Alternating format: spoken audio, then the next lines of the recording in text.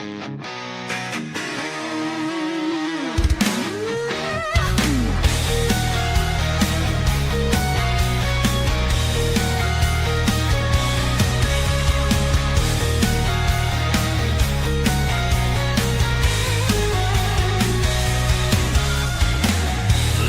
go up, the crowd's in a buzz. Hawk talk, stop from mighty thud. Voices sharp like a razor blade. Breaking news like a wild cascade. Tune in now, it's time to soar. Hawk talk brings us what you're here for. Bold predictions, call it how we see. We're the voice that sets you free.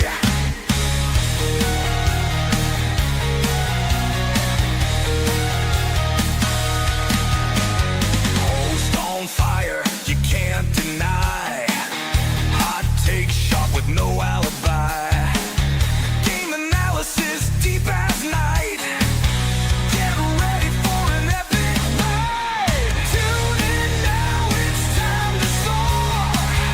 Hawk talk brings us what you're here for. Bold predictions, call it how we see. We're the voice that sets you free. We call the plays before they happen. Feel the rush as the crowd is clapping. Stand tall with your team above. Hawk talk anthem, feel the love.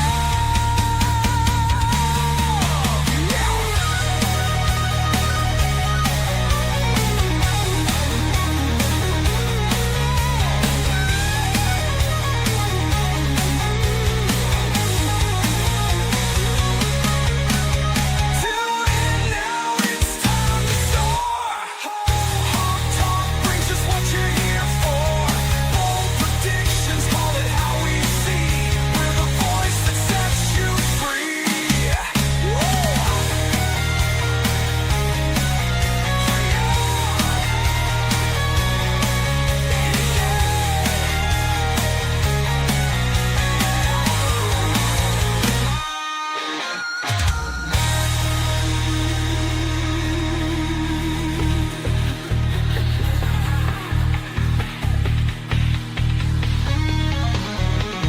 Tune in now, it's time to soar.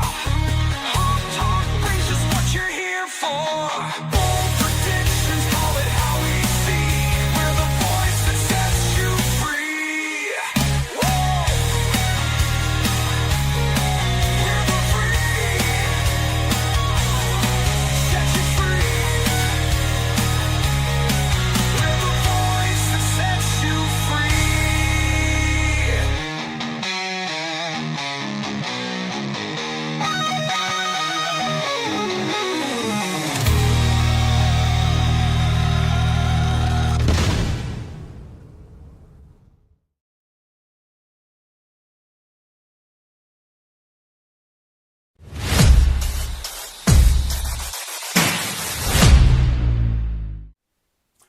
Good Tuesday morning to everyone. How we doing today? How we doing today? What a stunning turn of events. What a stunning turn of events. The game last night really threw me for a loop. I wasn't sure what I was watching. It really made me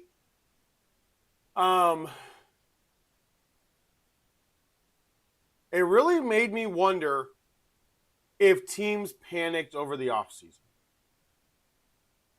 It really did. Starting out this year, just the way that everything has played itself out to this point,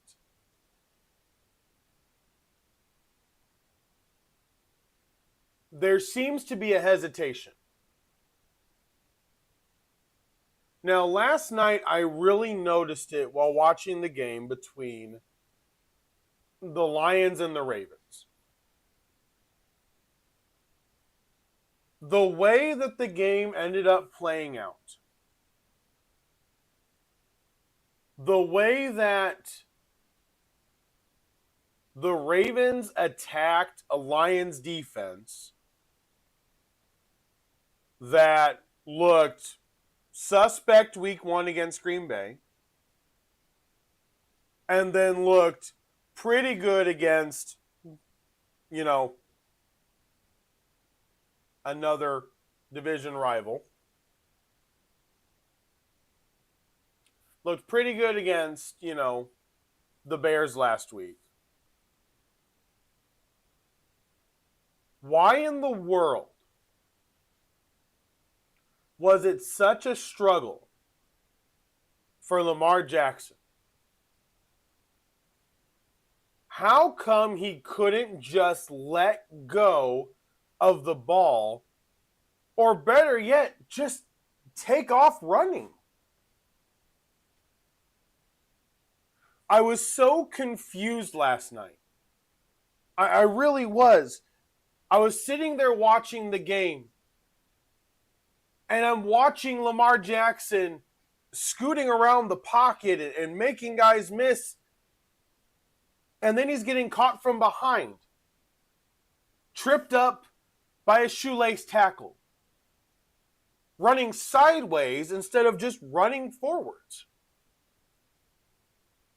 And I was wondering, what's wrong with him? What's wrong with Lamar Jackson?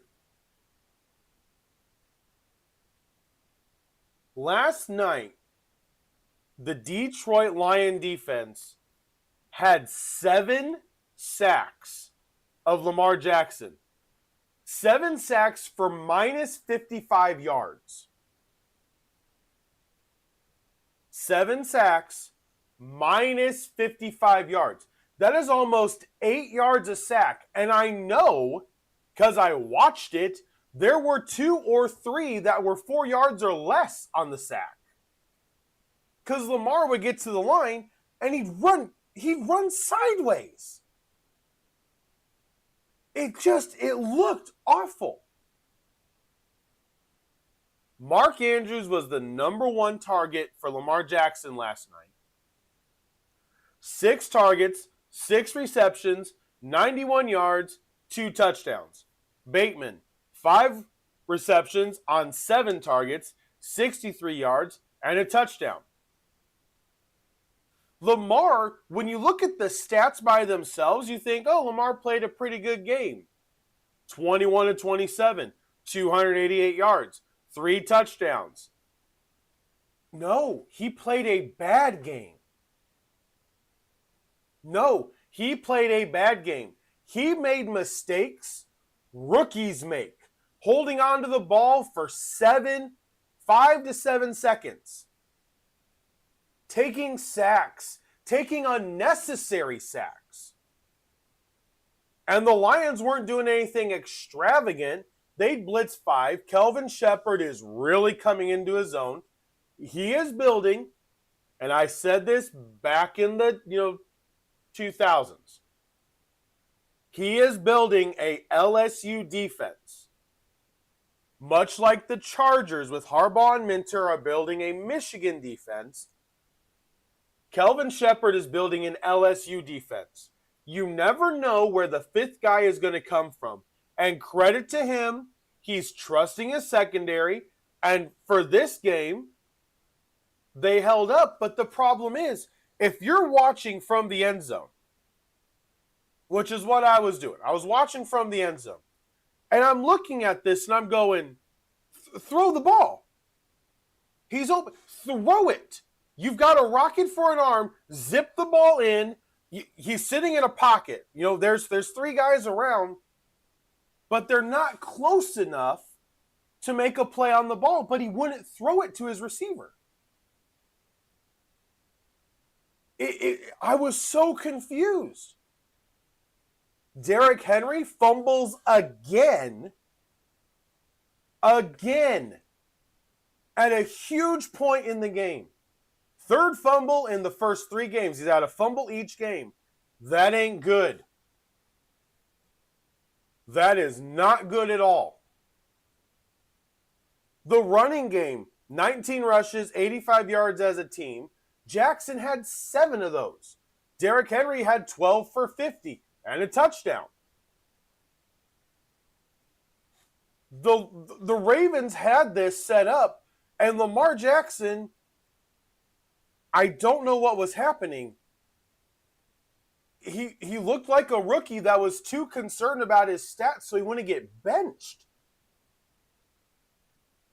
And you put the defense in a lot of bad positions. And the Lions, my gosh, did they roar last night. This was a huge win for the Detroit Lions. Why? Because it's on the road, standalone game, AFC top-tier opponent, and you went into Baltimore, which you haven't done last year or any of the years prior.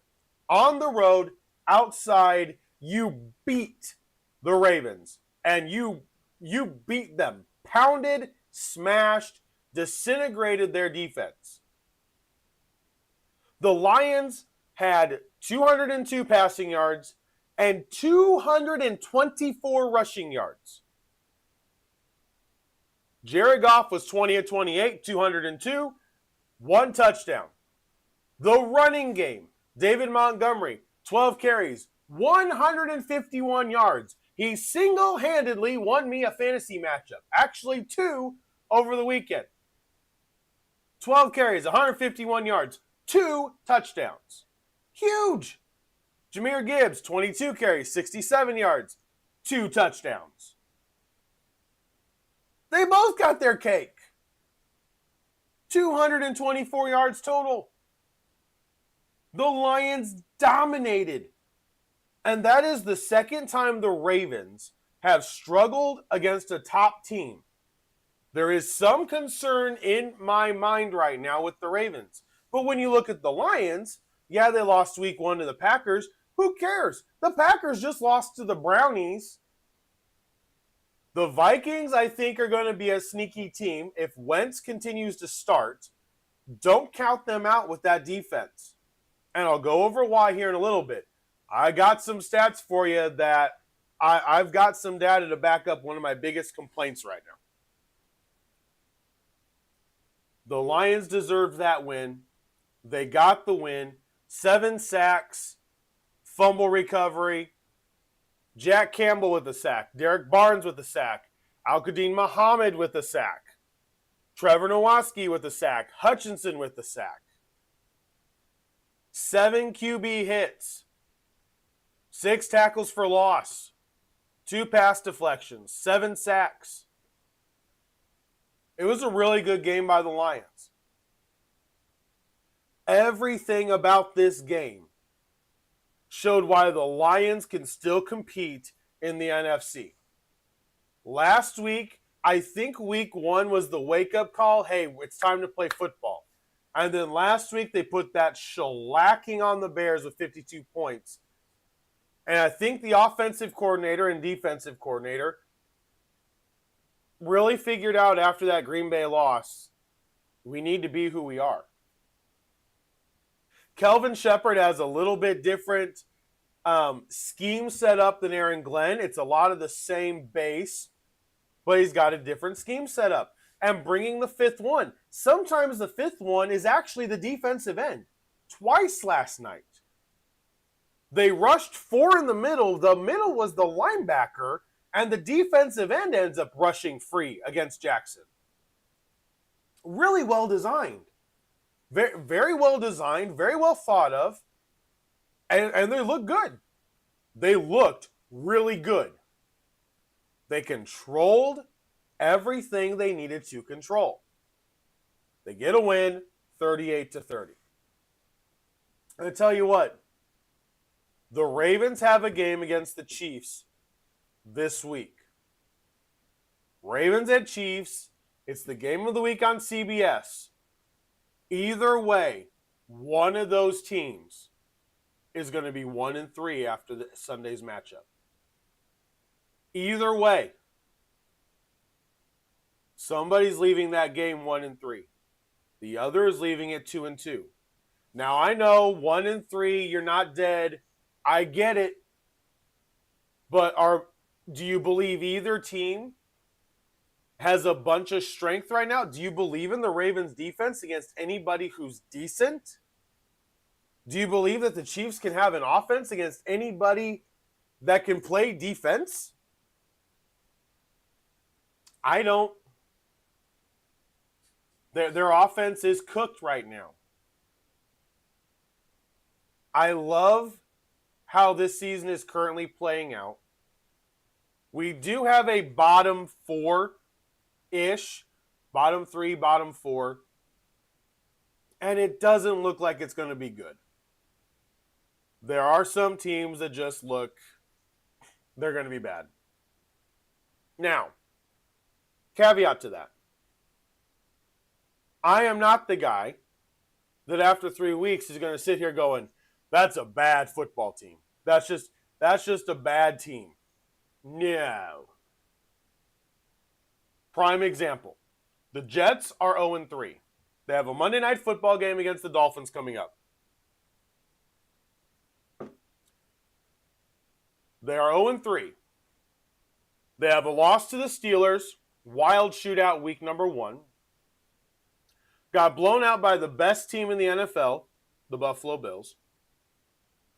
And then blocked a kick, came back, had the lead, lost on a last-second field goal to the Tampa Bay Buccaneers.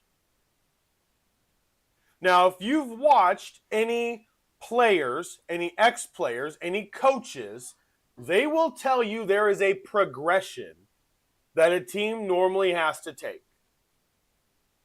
Losing big, losing small, winning big. That is the progression that they say you normally have when you're rebuilding a team. Aaron Glenn came to the Jets. They've got some guys. He didn't have to immediately lose big all the time. He has already gotten them to losing small. They're competitive with Justin Fields. They're competitive with Tyrod Taylor. Losing small. Playing hard. Being hard to knock out.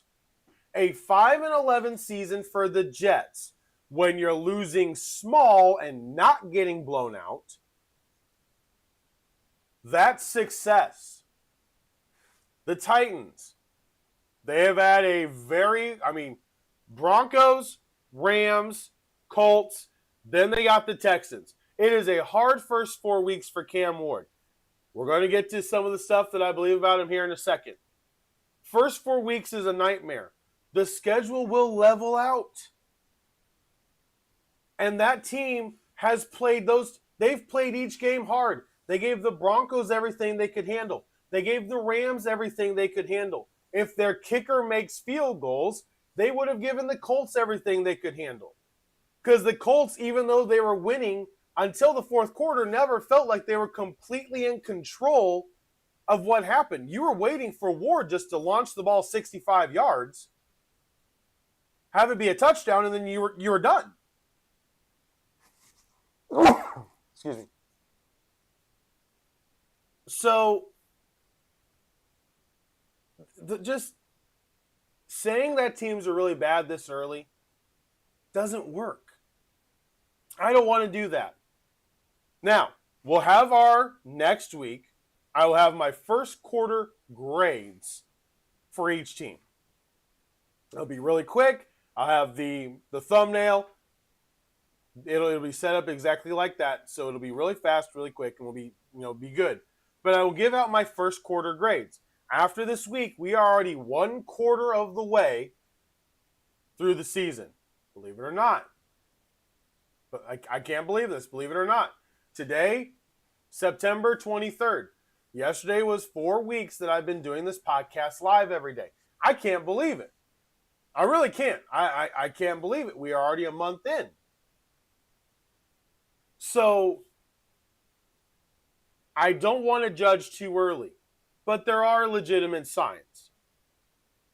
There's a bottom 4, but I'm not going to count out the other 28 because I don't think they're going to be bad Thanksgiving. You've got to let some teams, especially with new coaches, new offensive coordinators, A bunch of changes. Texans offensive line, the Titans offensive line.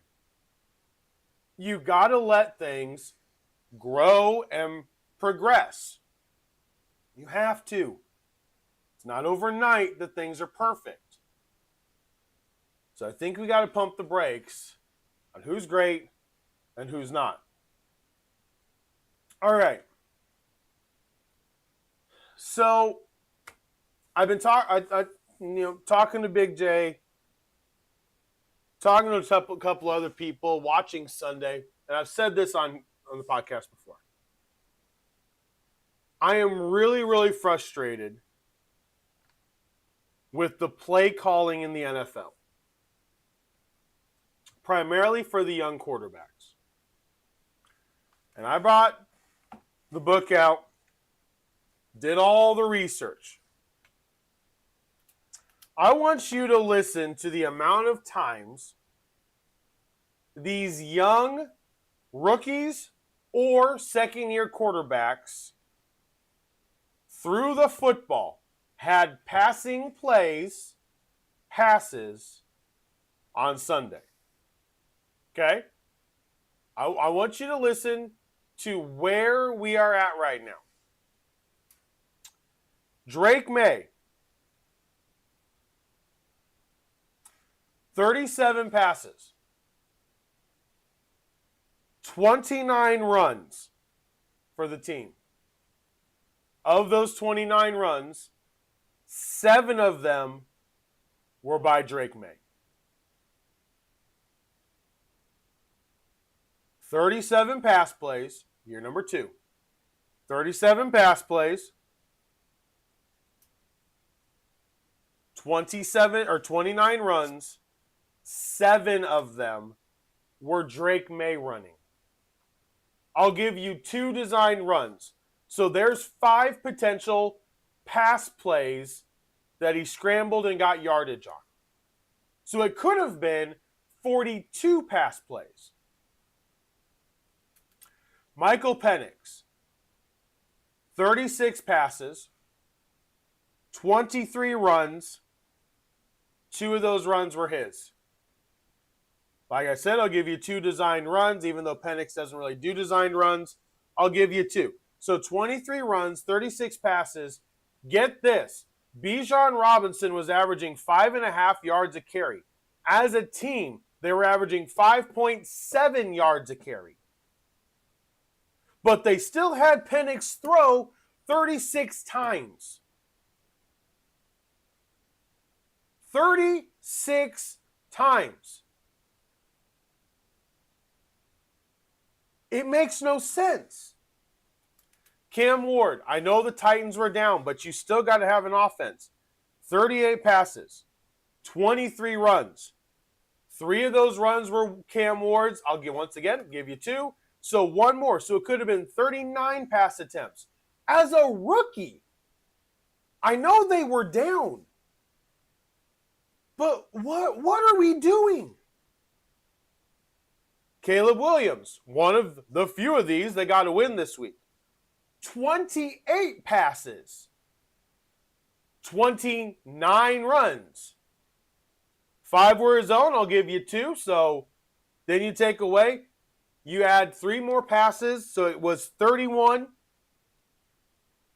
to 26. Scrambles. Bo Nix, 25 passes, 21 runs, 8. This alarmed me. And I have actually been complaining about Sean Payton here for a couple weeks because I didn't like week 1. He owned week 1. I didn't like how he set up week 2 when they lost to the Colts. Week 3, he did the same thing. J.K. Dobbins, 11 rushes, 83 yards. Now, he had a 41-yard rush. So if you take 83 minus the 41, that's 42. So he still had 10 carries for 42 yards. 4 yards a carry. Bo Nix ran 8 times. What are we doing? You're against the Chargers. You're against Jesse Minter. You sacked Justin Herbert 5 times, intercepted him. You held their team to 3.8 yards rushing, and you didn't win? You collapsed? Because you kept throwing the ball. What are we doing? Carson Wentz, a guy that got the W. 20 passes. He was 14 and 20. 20 passes. 31 rushes. 2 of those were Carson Wentz. Daniel Jones also got the W. 25 passes, 28 runs. 4 of those runs were Daniel Jones. W.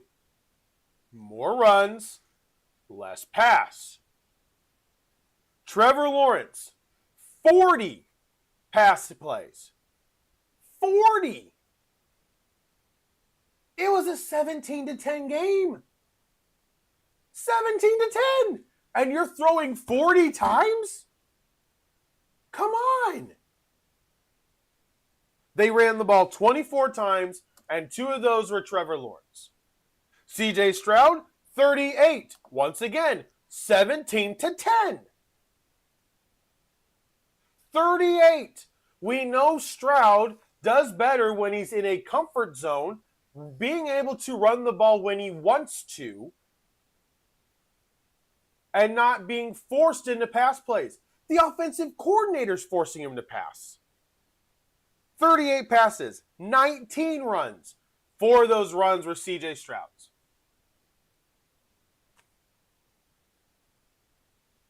Bryce Young, 24 passes, 30 rushes.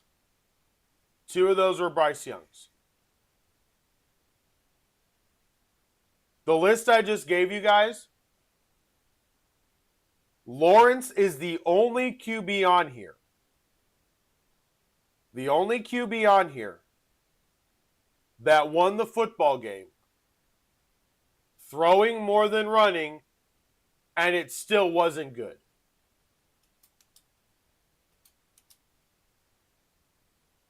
I don't understand it. Detroit last night, pound the run game. Barkley struggled with the Eagles on Sunday. Guess what they did? Then they had to throw the ball. The Commanders had Mariota. This one was, this is hilarious. Marcus Mariota, backup quarterback, 21 throws, 21 passes. They ran the ball 32 times for over 200 yards. 32 rushes, over 200 yards. Backup quarterback. How do you win with the backup? Oh, I don't know. The way that Mariota and Wentz did. Kudos to Cliff Kingsbury. Kudos to Cliff Kingsbury. He did outstanding. I mean, that's a perfect game plan. I don't understand it, guys. I don't. Why? Sean Payton knows better. Josh McDaniels knows better. Brian Callahan should know better. Liam Cohen in Jacksonville had Baker Mayfield and an offense that was absolutely lit. Travis Hunter has been a bust so far in Jacksonville. There's definite frustration on the offense. But you just had Caleb Williams, Bryce Young, Carson Wentz, and Marcus Mariota win football games. All of them running the football more than passing, and 2 of those, actually no, 3 of those. 1, 2, 4, all 4. Sorry. I was trying to go through the scores in my head. No, all 4 of those teams blew out the other team. Panthers shut out the Falcons. The Bears annihilated the Cowboys. Commanders smoked the Raiders. And the Vikings destroyed the Bengals. With backup quarterbacks, second-year quarterbacks, guys that we have questioned. The answer seems so clear to me. Why are we forcing these young quarterbacks to play hero ball this early in the season? Run the ball. Give your quarterback an out. The Indianapolis Colts, to great credit to Shane Steichen, finally went under center. The Buffalo Bills run under center. The Eagles run under center. The Lions run under center. You know what, NFL? The NFL changed all the rules to go to passing. You know what happened over the offseason? The Philadelphia Eagles showed everybody if you have a defensive line, passing doesn't matter. You have to have an offensive line now to be able to run the ball.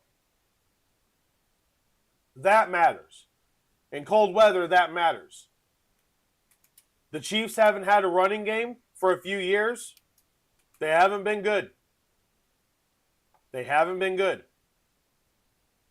Philadelphia was able to rush 4, didn't have to worry about anything else because the Chiefs can't run the ball.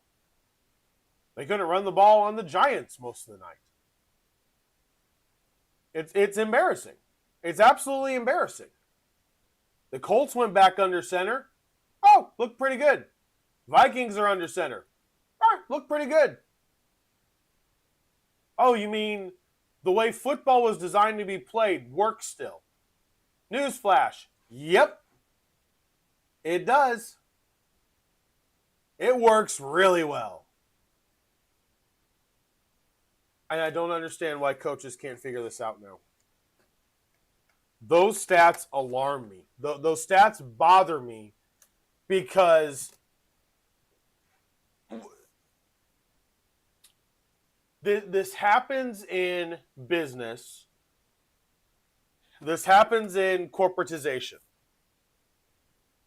When somebody has a signature move, a signature way that they do things, they end up falling in love with the signature. And often don't adapt when the signature starts to fail right in front of them. In fact, most of the time they'll dig their heels in deeper. That's how these coaches are. I mean, Sean Payton got Drew Brees to the Hall of Fame. Passing. Setting that offense up. Bo Nix needs time. Drew Brees came to him already starting. Already playing. Bo Nix is in year number 2. He's treating him like Drew Brees. You got to work into it. He needs a run game. Brian Callahan, the coaching gaffes, listen, if I was the owner of the Titans, I would have already fired him. But the owner of the Titans is scared of anybody that's got any leverage whatsoever. He's scared of somebody that has aura. He's scared of anybody that can tell him he's wrong. So because of that, Callahan's going to keep his job. He's one of the worst coaches in the NFL. The blunders on Sunday were inexcusable. How the game was called by the Titans is inexcusable. The Atlanta Falcons fired their wide receiver coach yesterday, and they told their offensive coordinator, you're no longer in the booth, you're coming down onto the field. Because he sucked at calling plays from the booth. I don't know, maybe they think he's playing around, whatever. He needs to be on the field feeling what's going on. He's not good enough to be upstairs. He's not good enough.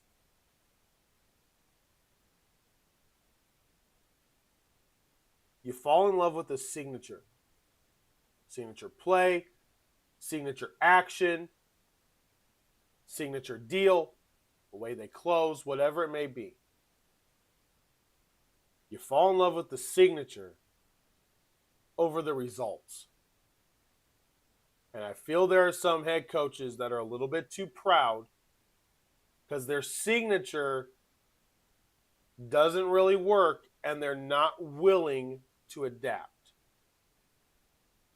Yes, the NFL made rules to make passing more probable. The problem is, we've seen this, it is cycles. The running backs matter now more than they have over the last 10 years. You don't have a running game, nobody believes you're going to win in the playoffs, because when it comes time for the playoffs, you need to be able to run the ball. You need to be able to run the clock out. You need to be able to control a game on the ground. We know this. This is what's important in the playoffs. You don't have that. You're not a legit Super Bowl contender. It's that simple. If you don't have that aspect, I cannot consider you a true Super Bowl contender. And obviously, next week, we'll give out the report cards through the first quarter of the year. We'll give them out next week. All right. Let's see what we want to do next. All right, let's do this. 10,000-foot view of sports. We don't have a lot to go over today. Baseball only had 3 games. I failed to get to the WNBA games that happened on Sunday. So we're going to jump straight into those. So the WNBA, let's go back to Sunday.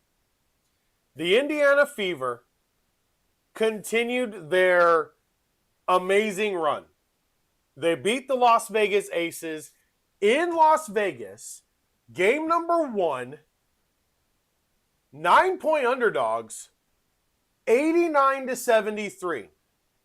It was a great day in Indiana over the weekend. Like, Notre Dame won. We don't care about Purdue.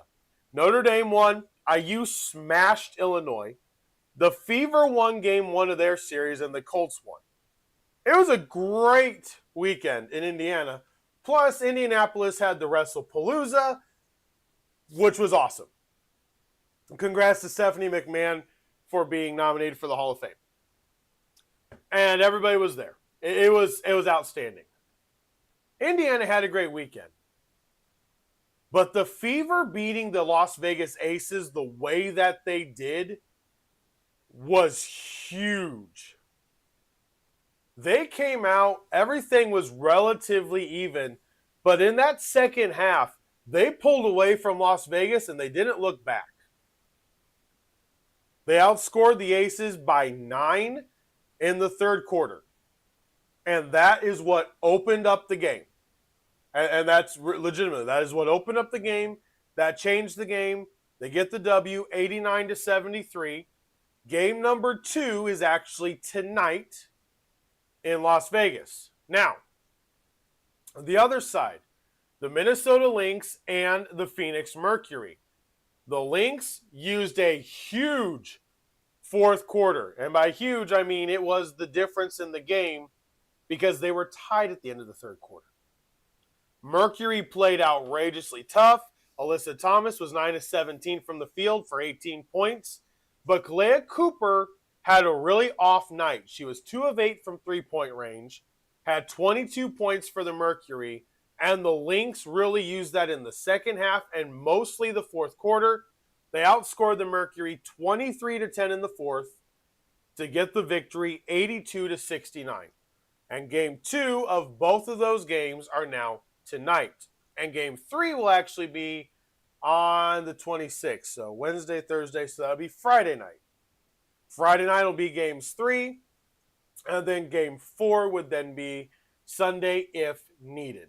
And then obviously game 5, if any of them go there, my guess would be next Tuesday. So that's the WNBA. Currently, the Lynx are up 1-0 over the Mercury, and the Fever, shockingly, are up 1-0 over Las Vegas. In baseball last night, we had a team basically kind of take themselves out of the playoffs. The Atlanta Braves won again, 11-5. Then the Padres, huge win, clinch the playoffs, win 5-4 over the Milwaukee Brewers. But then there's this game that I was watching because this series is going to be interesting.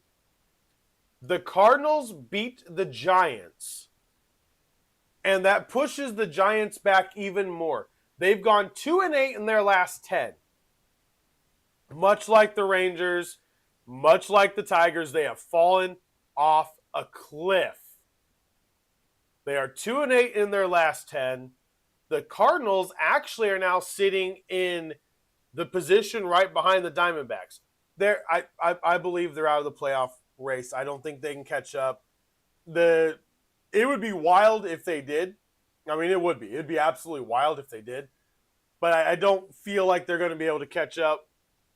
But the Padres last night with the win over the Brewers clinched the playoff. So officially, Cubs are in basically as the number 4. And the Padres are in at the number 5. Number 6 is going to be between the Reds, the Mets, the Diamondbacks. Now, if the Cardinals were to sweep the Giants, the weekend series is against the Cubs. So I don't think it's going to do them a lot of good. But, I mean, the Dodgers have been talking about kind of resting for the playoffs, so the Diamondbacks have a shot. Even though they've easily got the hardest series. The Diamondbacks have the Dodgers, Mets have the Cubs, and then the Reds have the Pirates. So easily, the hardest series is Diamondbacks and Dodgers, 100%. That's obviously not a question. But St. Louis could easily make it interesting and just start knocking people down. They just leapfrog the Giants. If they beat the Giants in this series, they can keep pushing them down. The way that this is playing out is wild. The Guardians are currently in as a wild card team. Astros are tied.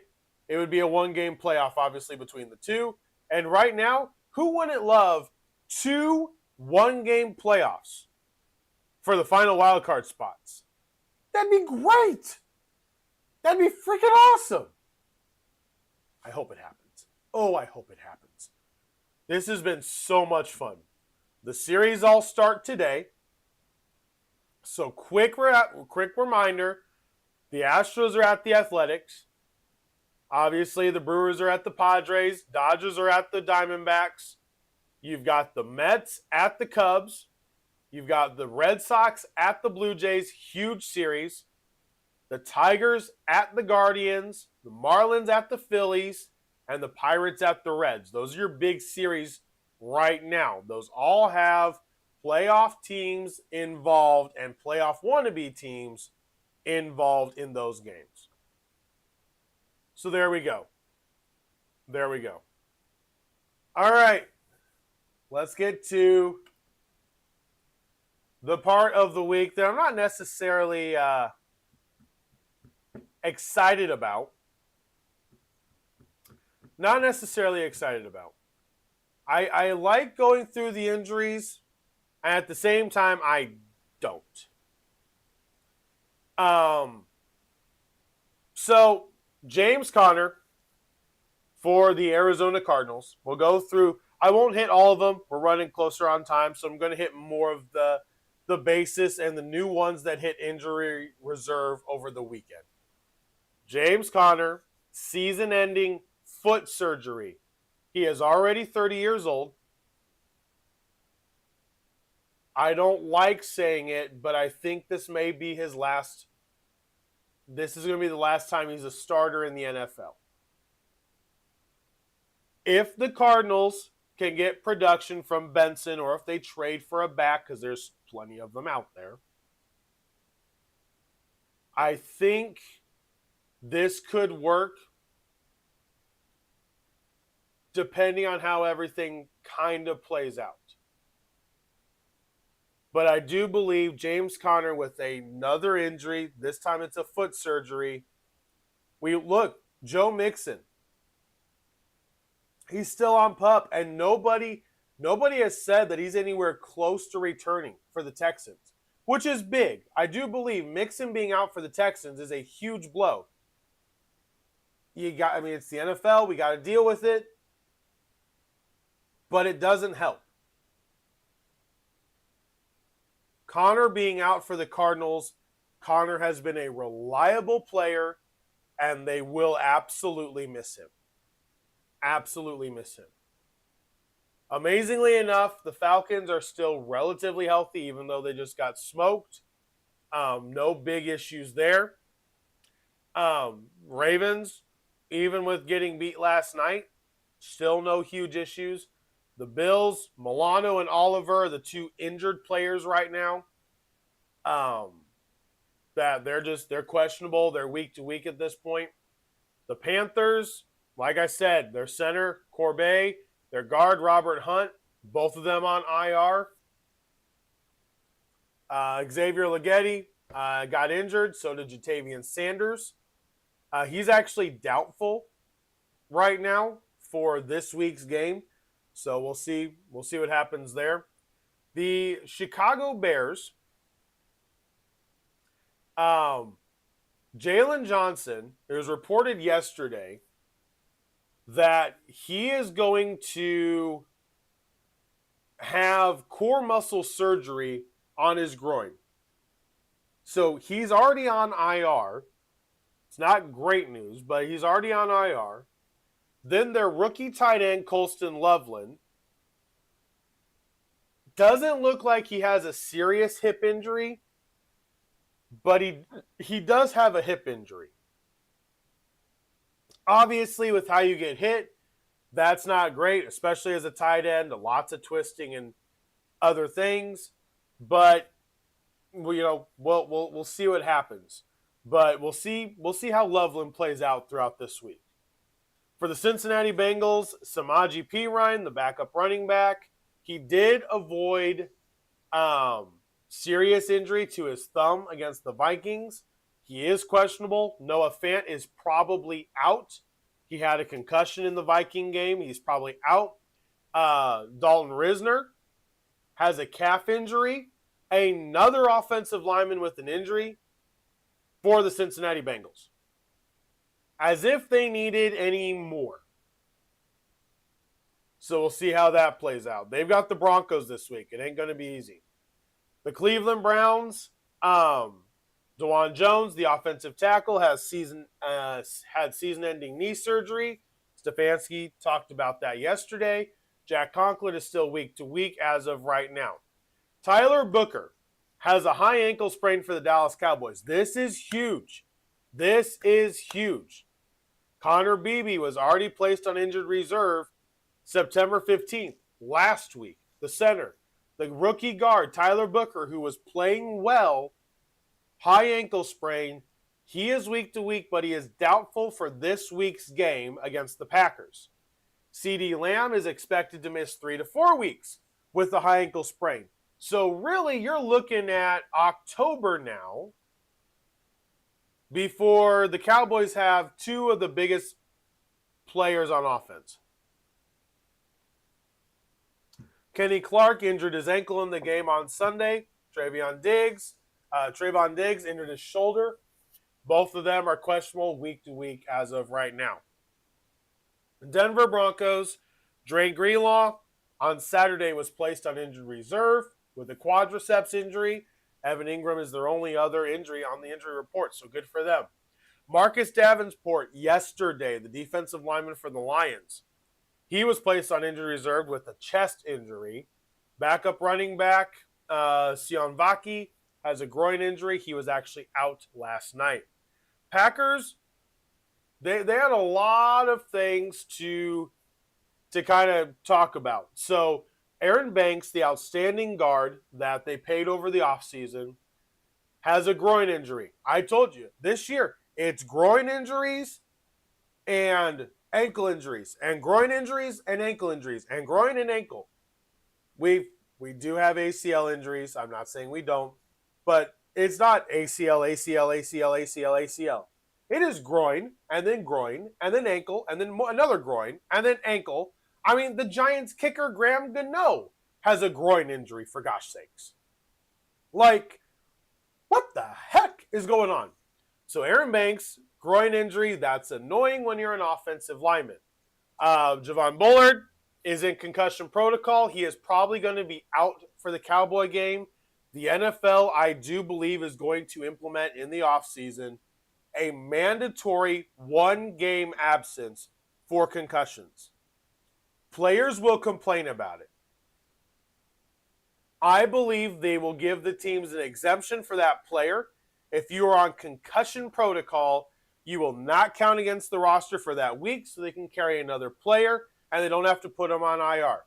I've talked to a couple people, but mostly it's been watching how all this is played out. The NFL is not willing to risk it with concussions anymore, which they shouldn't.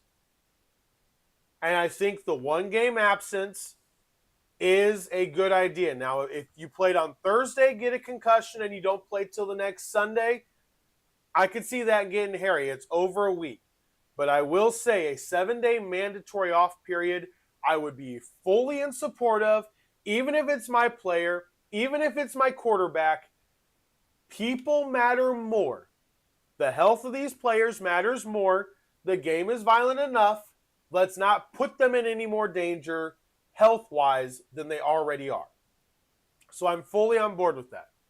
Devontae Wyatt, he has a knee injury. He is week to week. Zach Tom, the offensive tackle, he didn't suffer any additional damage to his oblique on Sunday against the Browns, but he didn't look comfortable either. Jordan Love didn't have great protection on Sunday. The Houston Texans, this is really this is not good. Derek Stingley is day-to-day with an oblique injury. That is not good for the Texans. Jalen Smith was placed on injured reserve on Saturday. He's one of their corners. Jimmy Ward was removed for the foot injury, was removed from the commissioner exempt list, and they put him now on the PUP list. So he's trending in the right direction to be able to come back. The Colts, this one hits.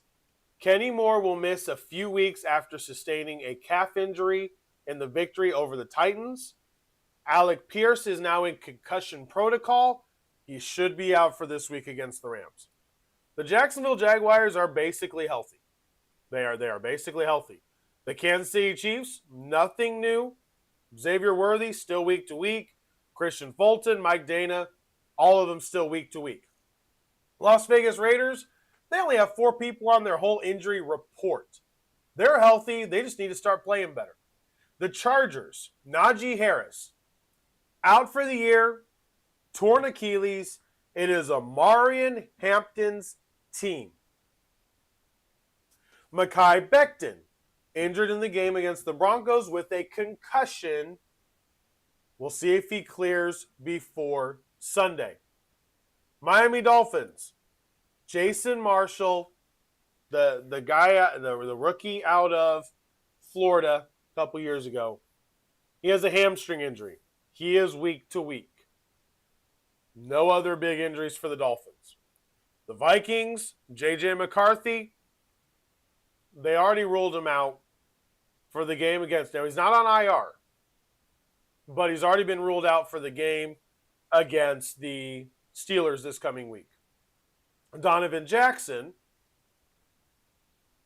the guard, rookie guard for the Vikings, underwent wrist surgery.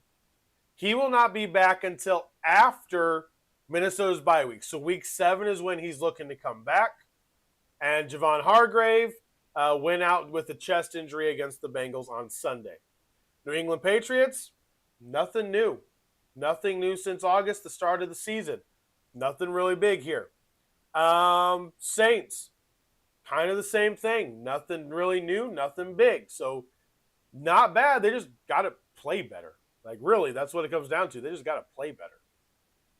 New York Giants, Tyrone Tracy, who had been the starting running back, is going to be sidelined 2 to 4 weeks, which means Cam Skattebo is now going to get the start. He had a big game against the Chiefs, powerful running, looked really, really good. Can't wait to see what he can do moving forward. They really just need to start Dart. They need to start Jackson Dart after this week. They need to start Jackson Dart and really move this thing forward. Just really get moving forward. It's important that they get Dart in, especially with the rookie, and just kind of see what you got. That's where we're at. See what you got. The New York Jets. Let's see here. Sauce Gardner has a head injury. We'll see what happens with that. Quincy Williams went out Sunday with a shoulder injury.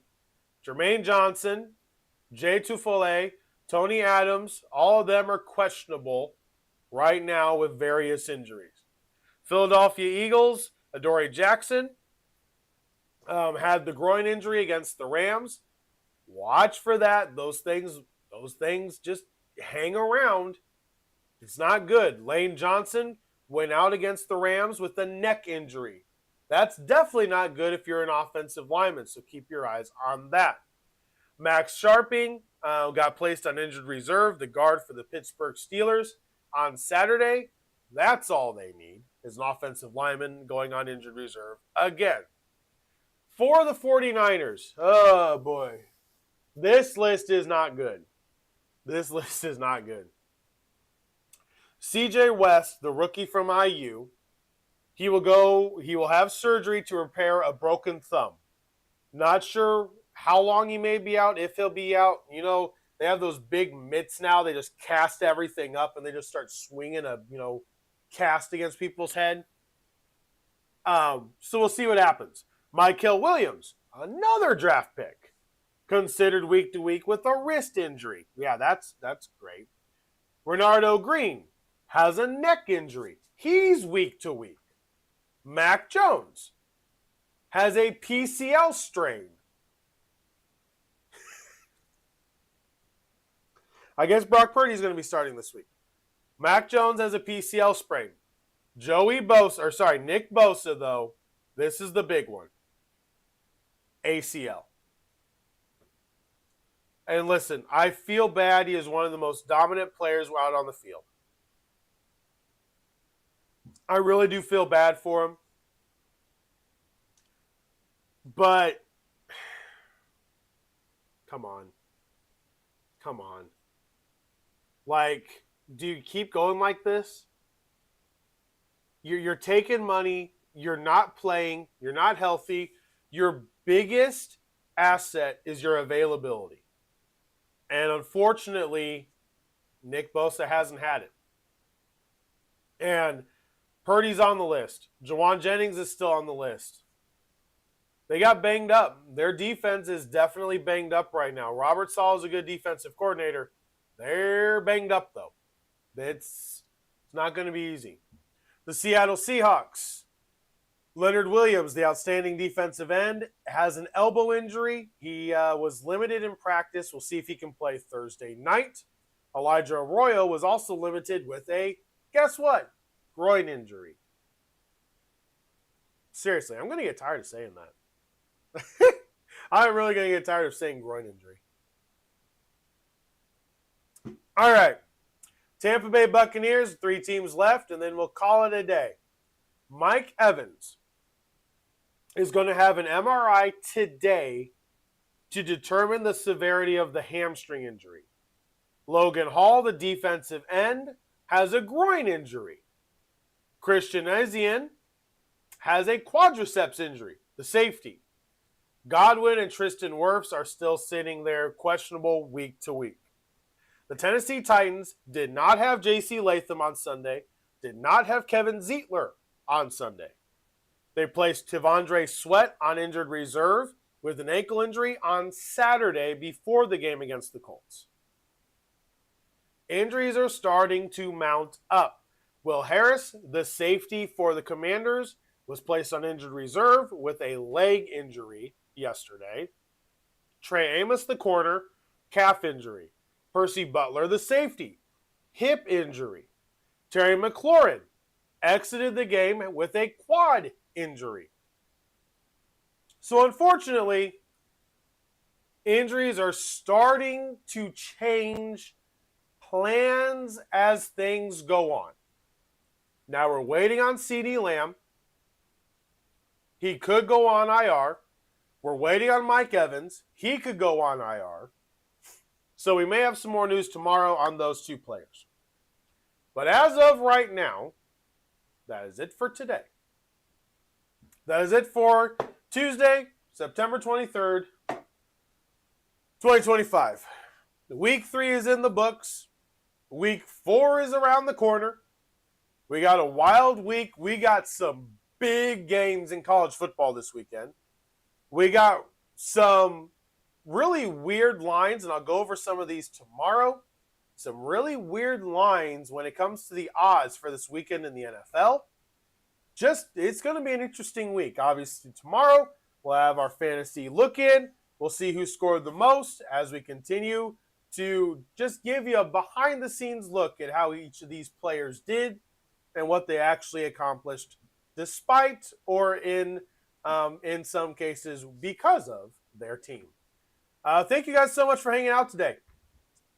Good start to the week. 2 days down, 3 days to go, which means we only got 2 days, 2 more podcasts until Thursday Night Football. So we got 2 more podcasts till football. I like it. I like it. Works for me. Have an absolutely fantastic rest of your day. Make it the best Tuesday that you can. Head into Wednesday on as high of a note as possible. And I will talk to you guys tomorrow, 9 o'clock Eastern Time, right here on Sports Talk with Hawk. I appreciate every single one of you. There we go. Make sure to like, subscribe, share the podcast if you would. I deeply appreciate it. For Sports Talk with Hawk on this beautiful Tuesday morning, I am Hawk, and I'm out. Have a great day.